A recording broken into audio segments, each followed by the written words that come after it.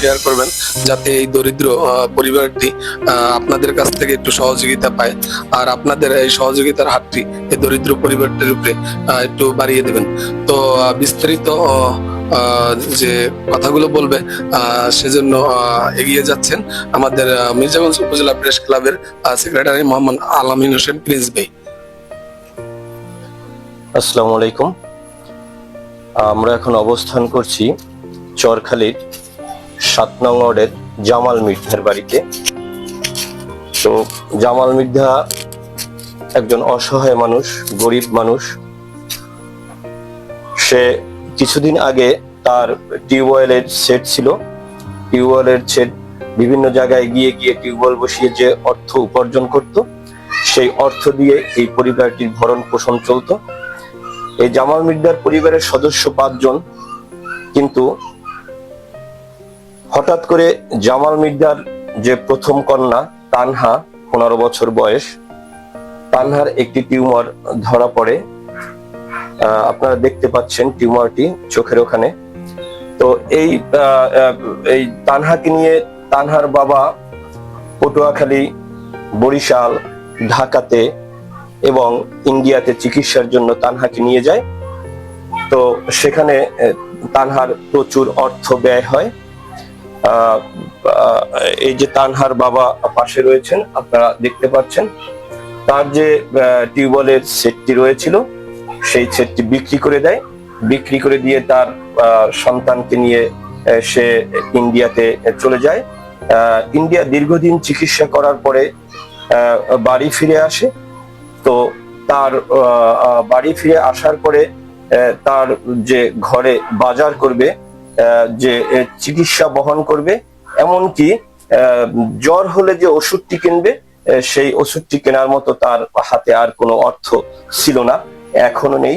আর এই দুর্ভাগ্য তানহার বাবা, কি নাম আপনার? আমার নাম মোহাম্মদ জামাল মির্ধা। জামাল মির্ধা, এই হতভাগা, আমি বলবো হতভাগা জামাল মির্ধা।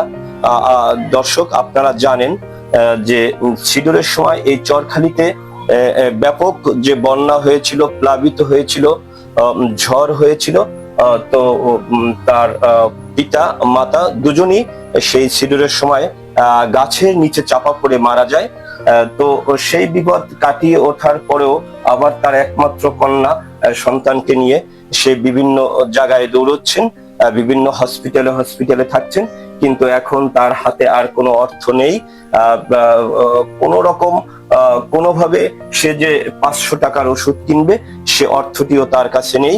আমরা এখন সেই জামাল মির্ধার কাছে জানবো তার বর্তমান কি অবস্থা, কি পরিস্থিতি বিরাজ করতেছে, এবং জামাল মির্ধার সে কি এই মেয়েটির জন্য তার কি কথা রয়েছে।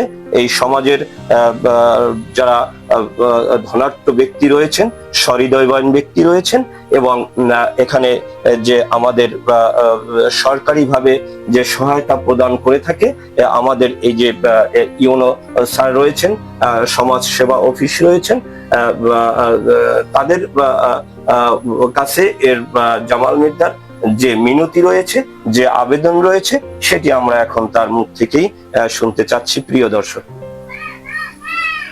আসসালামু আলাইকুম। আমার নাম মোহাম্মদ জামাল।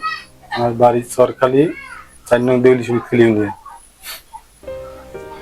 আমার মেয়েটার দীর্ঘ আজকে প্রায় 1 বছর যাবৎ অসুস্থ।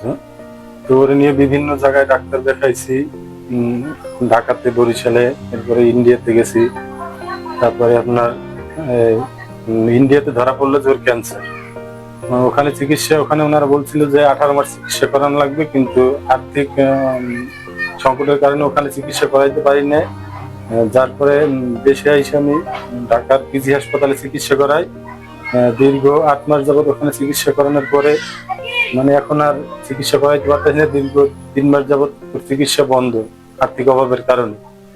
তো দেশবাসীর কাছে আমার এতটুকুই আবেদন, যাতে মানে আমার মেয়েটার চিকিৎসা আমি করতে পারি। আপনাদের সবার কাছে এতটুকু আবেদন যে আমার একটু মানে যেভাবে পারেন একটু সাহায্য সহযোগিতা করবে।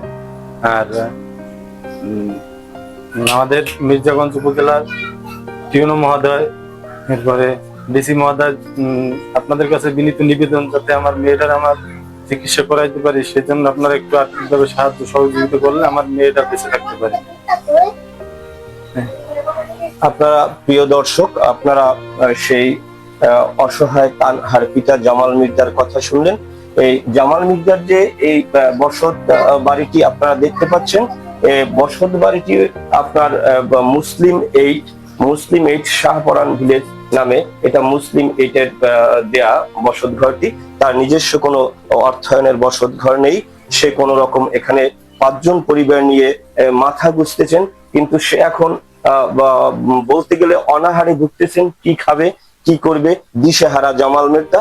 তো এই সমাজের যারা সহৃদয়বান ব্যক্তি রয়েছেন, আপনারা 7 নম্বর ওয়ার্ডে চরখালি এসে জামাল মির্জার সাথে যদি দেখা করেন এবং তার কথা শুনেন, এবং তার যে সন্তানটি রয়েছে ক্যান্সারে আক্রান্ত, এই সন্তানটির চিকিৎসার জন্য, এই সন্তানটির ওষুধের জন্য যদি আপনাদের কারো হৃদয়ে মায়া জাগে, তো আপনারা এসে এখানে যোগাযোগ করবেন এবং জামাল মির্জার সাথে সরাসরি কথা বলবেন। কথা বলে আপনাদের ভালো লাগলে তাকে একটু সাহায্য করবেন। এই উপজেলা প্রেস ক্লাবের পক্ষ থেকে এই আবেদনটি আমি মোহাম্মদ আলামিন প্রিন্স করছি, এবং আমার সাথে রয়েছেন জনাব রাসেল মির্জা।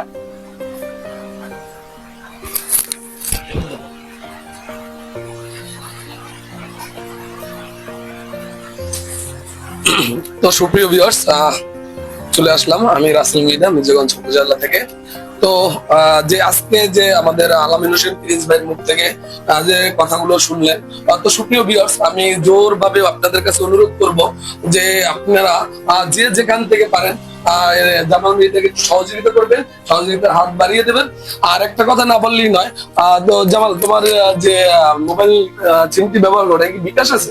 জি অবশ্যই। তাহলে তুমি একটু বিকাশ যেহেতু আছে, সেক্ষেত্রে তোমার সেই বিকাশ নাম্বারটা একটু গ্রহ করে দিবা, মানে আমার যে ভিউয়ার্স আছে তাদের কাছে একটু বলো যে তোমার বিকাশ কোনটায় আছে। যদি 0187968511, যাতে বিকাশ, নগদ, ডাচ বাংলা তিনটাই আছে। আবার একটু বলো। 01827 01827 968511।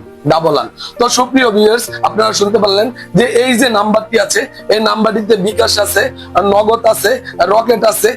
তো আপনারা চাইলে ফোন দিয়ে চেক করে তারপরে তার সাথে যোগাযোগ করে তাকে একটু আর্থিকভাবে সহযোগিতা করবেন। মির্জাগঞ্জ উপজেলা থেকে আমরা আপনাদের কাছে এই তথ্যটি পৌঁছে দিলাম। সত্য মিথ্যা যাচাই করে অবশ্যই এই যে আমাদের যে বোনটি আছে, বোনটির অবস্থা তো আপনারা দেখতেই পাচ্ছেন যে খুবই করুণ অবস্থায় আছে। তো একে একটু আর্থিকভাবে সহযোগিতা করলে, আপনারা যদি আর্থিকভাবে তার সহযোগিতার হাত বাড়িয়ে দেন, তাহলে হয়তোবা সে নতুন করে বা তার জীবনটা ফিরে পাবে। সেই প্রত্যাশায় শেষ করছি মির্জাগঞ্জ উপজেলা থেকে আমি রাসেল মির্জা। আবারও দেখা হবে নেক্সট কোনো ভিডিওতে, নেক্সট কোনো দরিদ্র মানুষের পাশে দাঁড়িয়ে। আল্লাহ হাফেজ।